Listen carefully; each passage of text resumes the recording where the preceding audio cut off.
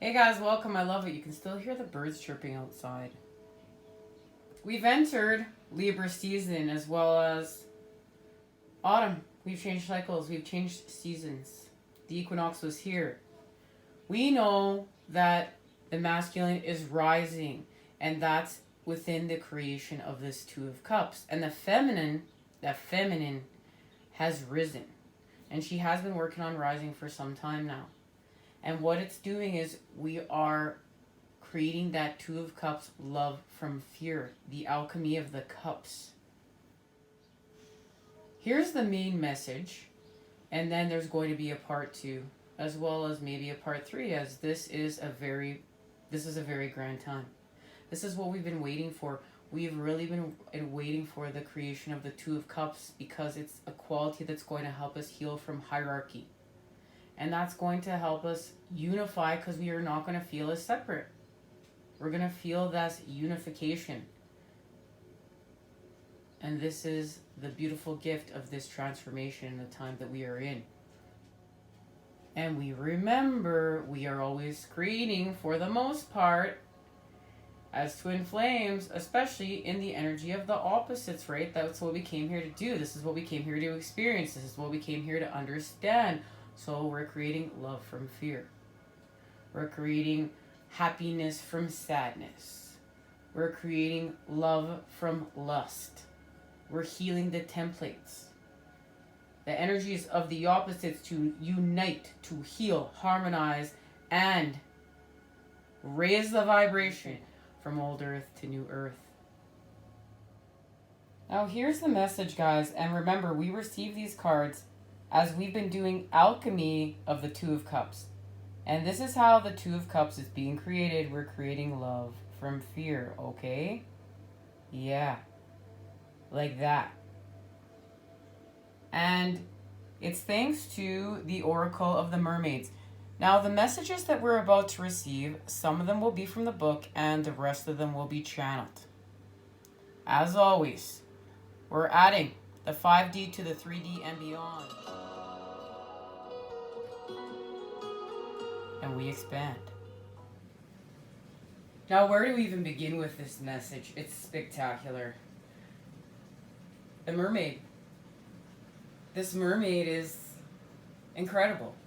She's of the land, but she's of the sea. There's the connection, do you see? The new harmonic. With the feminine rising into new earth. The new harmonic being created by water and earth. The mother and daughter energies.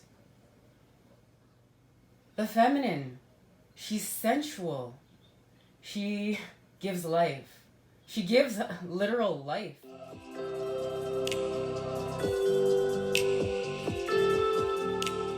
Not only does the feminine also birth and grow, bear life, she gives life to a space. You see it. You see it when she walks in the room, the glow. It's like a moth to a flame. And this is this energy, this beautiful siren of the sea and of the land. And she's here. Now, there are many messages of this card that are connected to what's going down or what's going up. Because, you know, things are going up right now. Sometimes they go down. They were going down. Now we're going up. So, we are focusing on, we know, the helping the masculine to rise. These Merrills of Ireland, this myth, this legend, they're said to have a red cloak, okay, with a hood, and that's what gives them their secret powers to go from the sea to the land.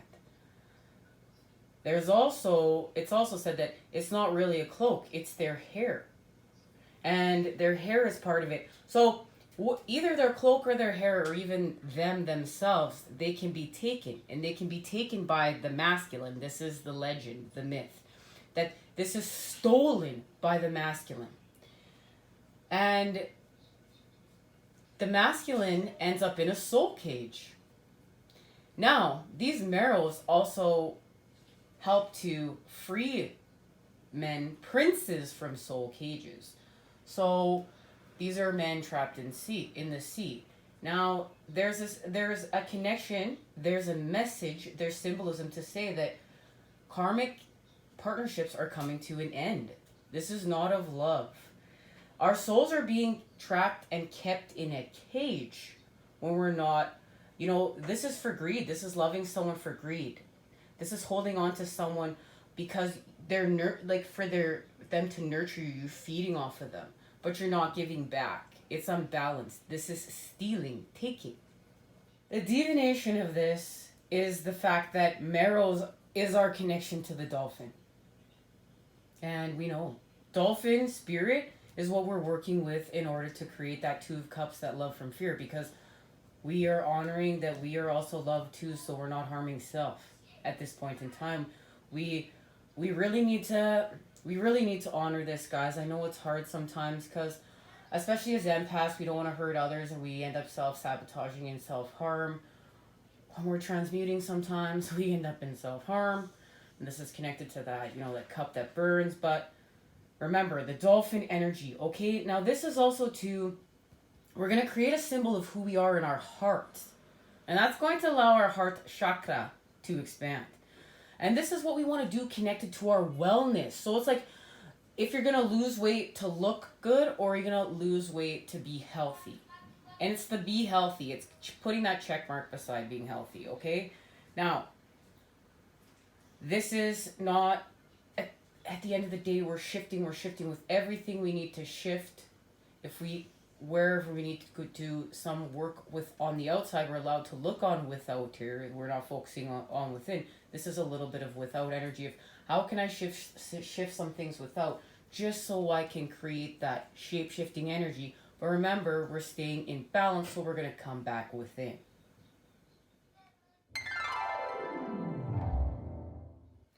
Now, the soul cage is connected to the legends of the Merrills. The message, we need rescued, escaped from captivity and restriction, right? So, the soul cages are underwater prisons where men are held. Between the worlds, prisoners of the jealous Merrill men. Under the waves, the Merrill men entrap the princes of earth in cages of kelp and coral. The soul cages of legend, in which the prince lies suspended between life and death. And there it is, between life and death. There's a chance for transformation. But for every man kidnapped and thrown into the soul cage, there is a Merrill maid who will free him from this dungeon. Swim him up to the surface and start his heart once more with kisses that are part song and part spell. When the breath of Merrill and man unites, the prince returns. And look at that. Alive once again, forever changed. Alive once again, forever changed. And this is what happens when we come in contact with our counterpart. We're forever changed. And the masculine's remembering this. The masculine's that remembering. And guys, this is for true twin flames. True twin flames are understanding what's happening. This isn't for karmic relationships or soulmates. And we have to understand and know the difference. And that's why we're really healing, to understand from within to without, and from without to within. And this comes to us when we're living a half life. This is not living our truth. This is living in our comfort zone, and we're not really fully awake. We're not really moving. We're going stale. We're putting ourselves in prison and we need to be free and reunited with passion and purpose. Now, guys, a couple of messages have come through. This is the masculine being connected to his counterpart, okay? And this is what is happening with the connection. But this is not the counterpart, the feminine, in the 3D, rushing in to save the masculine. That's of old earth. That's not how this works. This is the masculine honoring the feminine within and rising, as well as honoring the connection with his counterpart. In whatever way, shape, or form, this is not for the feminine to start analyzing and now trying to make things happen. That's codependency. That's of old earth. That's manipulating the energies. Remember, this is happening naturally. This is naturally occurring. And we need to understand this. And this will also help us too with seeing where we're at on our spiritual quest. When we have done healing with being in separation, yes, you know what? There's always that connection. You feel the connection. And yeah, you want to be with your counterpart in the 3D. But when we've done enough healing, we're on mission work. And we're understanding how things work. We're not stuck in codependency and victim templates. We're moving forth from that. It's time to build with new earth templates and continue on, guys. There will be dangers and adventures and moments that hurt, but free of the soul cage, there will be bliss, exploration, discovery, and laughter. And that's what we're after. So now, we'll honor the masculine. Respecting men, embracing the divine masculine, and it's time. We have to do this. This is part of the expansion. For many of the men of this world, there is a sense of confusion, shame, and uncertainty about who they are meant to be. If they're masculine, powerful, dominant, and assertive, they run the risk of being seen and experienced as controlling and cruel. Many men feel their sense of vulnerability and their emotional self as to be buried with an active self, a self who fixes, who knows what to do, who satisfies, and who makes sure all is well. The idea of masculinity has been corrupted and overtaken culturally, just as the concept of femininity has been hurt too. And we have many wounded heroes, wounded goddesses, wounded gods in our world. This does none of us. Male, female, heterosexual, every sexual, homosexual, any color, race, religion, all of us.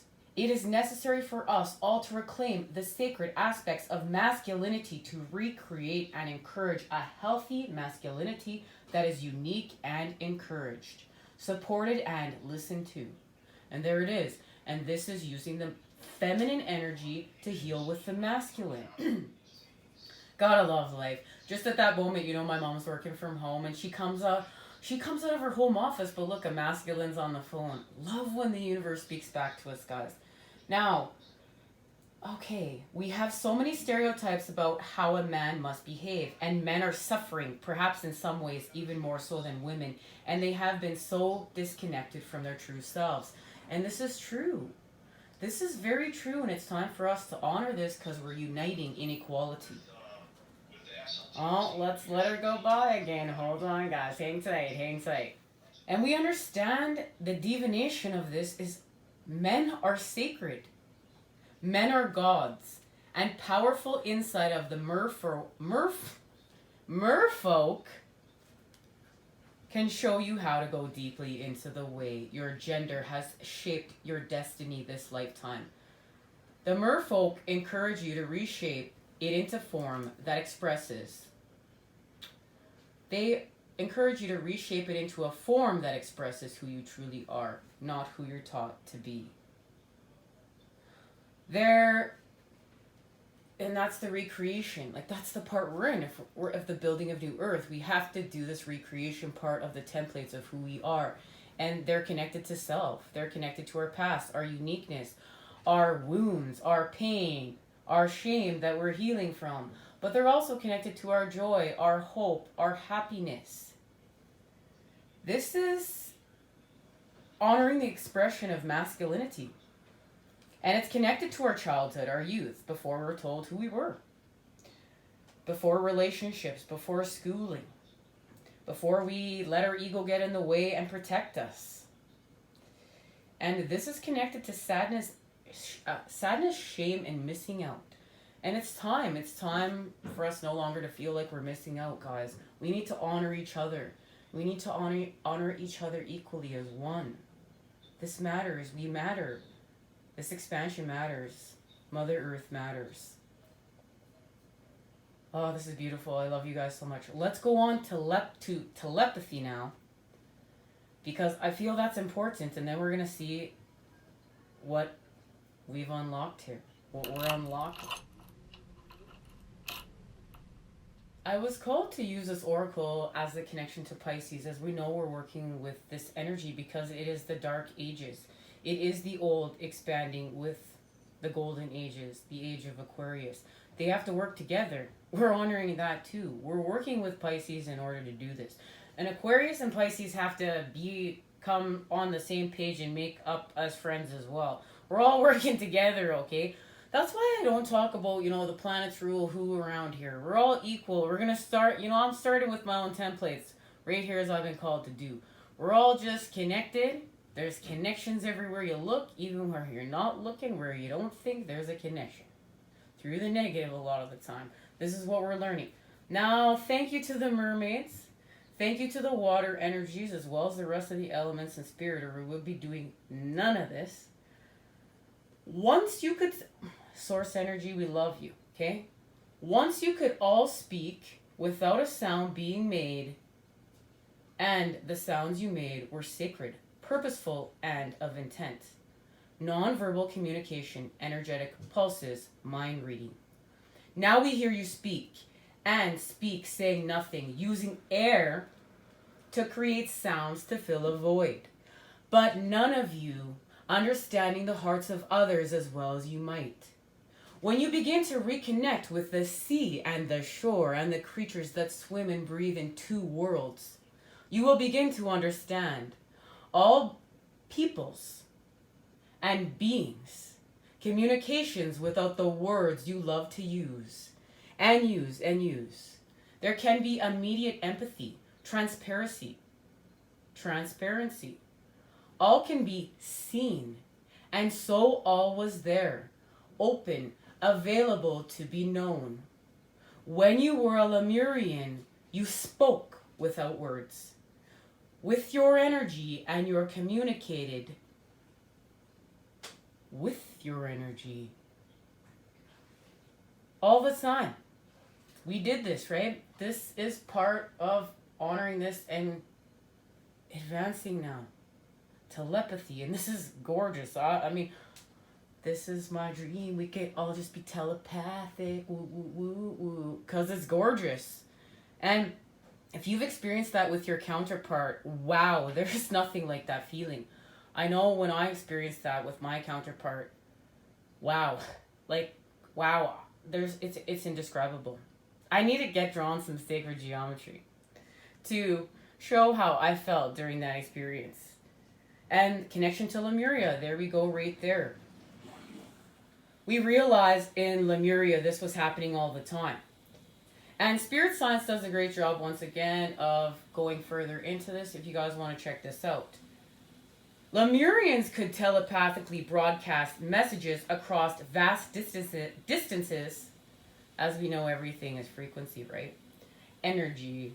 And were often linked via silver cord of energy that would flow from the solar plexus through the other beings' energy systems. These cords plugged in across the miles, oceans, continents, solar systems, and galaxies. Let's not forget vibration, guys, right? Should have started at the beginning. Vibration. So, hair, body hairs, and skin organs. Every cell within every Lemurian was sensitive and tuned in. That's advanced. That's incredible. Many of our indigenous people of whom you are, of course, one. Know the power of their hair. In Lemuria, the hair was like a receptor. Hair received information from far away, and each could unfurl and live quite independently. It is a function of your DNA deactivation tragedy that you now have incapacitated your own ability to receive messages. Instead of this immense interconnection being overwhelming, as it would be if you were connected with everyone around you in your daily life in this way today. In Lemuria, it resulted in feelings of fullness, love, satisfaction, and connection. Now in this lifetime, these ancient abilities you once possessed are returning. Thank goodness. You are now beginning to comprehend and understand subtle energy, and you are being able to see and read auras, telepathically communicate, and sometimes even know what will take place in the future. And guys, when this goes down, wow, right? For you guys that know exactly what we're talking about here. Woo! So, this is communicating with ancient techniques. They are open-energied and communicate effectively and are in harmonious attunement with animals, plants, crystals, and song. More so than that with conversation and the jousting competitive turn, much like that. What we do can take. So these of us that would rather communicate telepathically, memories connected to crystals, we feel connected to trees, animals, plants, sacred sites, because we can feel energy, sacred spaces, right? Even the water, like if you feel called to the water, there's a language there. There's a language there, a complete language. And this is what we're opening up to. We're opening up to see this. This is incredible. Woo. Okay, moving on to, of course, air. Where I want to go right now. Air, and this is connected to the activation of air we received in the equinox reading.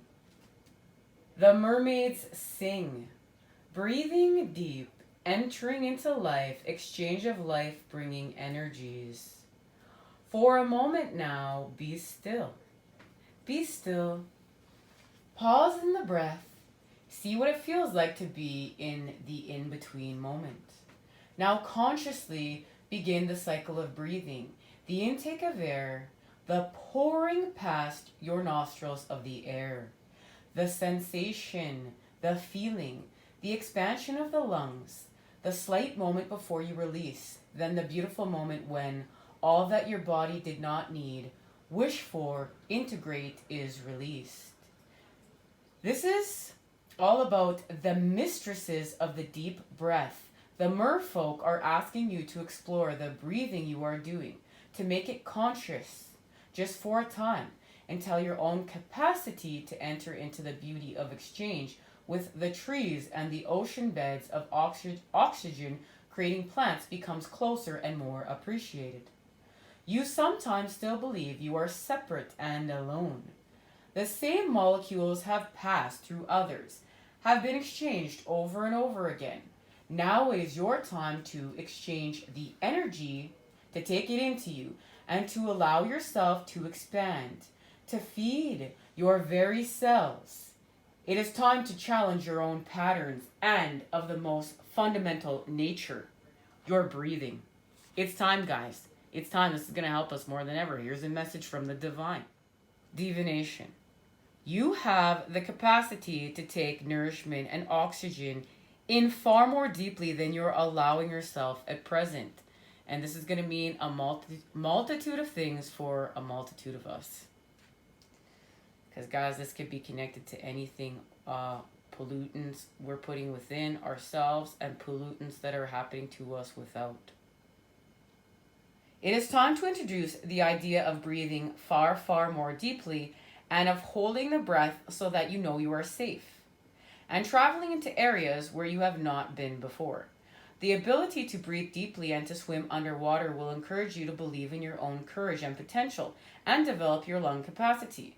Give yourself time and a place renowned for air that is pure, nourishing, exhilarating, smells, scents, sounds, all carried on air enter into you. Drink in life, breathe deep, and fill yourself with the essence of life. So now we're purifying with the lungs, we're purifying with air. Here's a connection here.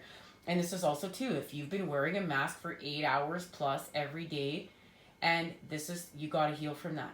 And then too, you have to ask yourself, if you have to wear it that long and it's affecting you, we have to really look at things. We have to look at things with the truth. It's not just about money economics. This is about the economics of New Earth and what is right. We're creating with integrity. We're creating for the next 7 generations plus.